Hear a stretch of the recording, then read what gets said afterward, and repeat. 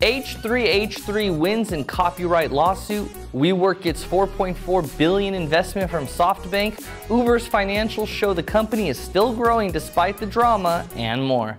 It's Thursday, August 24th, and this is Crunch Report.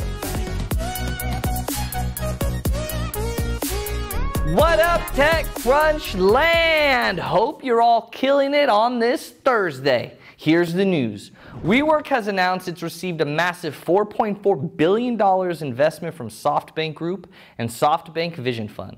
The company says the funding breaks down to $3 billion invested in WeWork itself and $1.4 billion in the companies created for WeWork's expansion in Asia, namely WeWork China, WeWork Japan, and WeWork Pacific.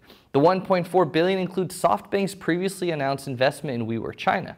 WeWork says it currently has more than 150,000 members across 160 locations in 16 countries. As a result of this investment, SoftBank Group's Ronald D. Fisher and Mark Schwartz are joining the company's board of directors. Another slamming classic from H3H3. The husband and wife team have won their fair use lawsuit that was brought against them by bold guy Matt Haas. Haas sued the Kleins last year after they posted a reaction video mocking him. Haas's initial suit focused less on the criticism per se, and instead alleged that the Kleins had infringed his copyright by featuring clips of one of his videos in their criticism on the reaction video. I mean, just hearing the allegations from the suit makes me just want to...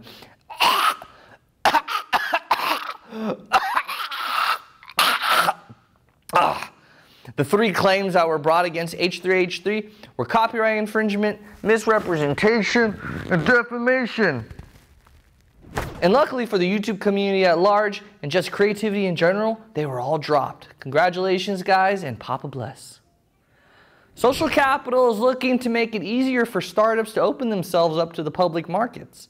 The firm filed a prospectus yesterday to raise $500 million for a holding vehicle it's calling Hedosphia. I don't know if I'm pronouncing that right. The SPAC shell company can merge with startups to create liquidity without hiring expensive bankers. Traditionally, companies pay extensive fees to banks like Goldman Sachs, and these banks price, share, and help create a market for massive quantities of stock. Shocker! Nobody likes paying billions of dollars to banks and potentially leaving billions more on the table in a mispriced IPO. I know, surprising, right? In Uber's original pitch deck, the company projected that a successful outcome for the company would be earning about $1 billion a year in revenue. Uber is now self-reporting $8.7 billion in gross bookings, with adjusted revenue at $1.7 billion for Q2. Losses are also down 9% to $645 million. Of course, Uber is still valued at $68 billion, so that's still a pretty hefty revenue multiple. Let's not forget that Uber still doesn't have a CEO, and its ranks are pretty thin. Guess the ghosts are making billions in revenue again. Damn those ghosts. I've told them to stop doing that.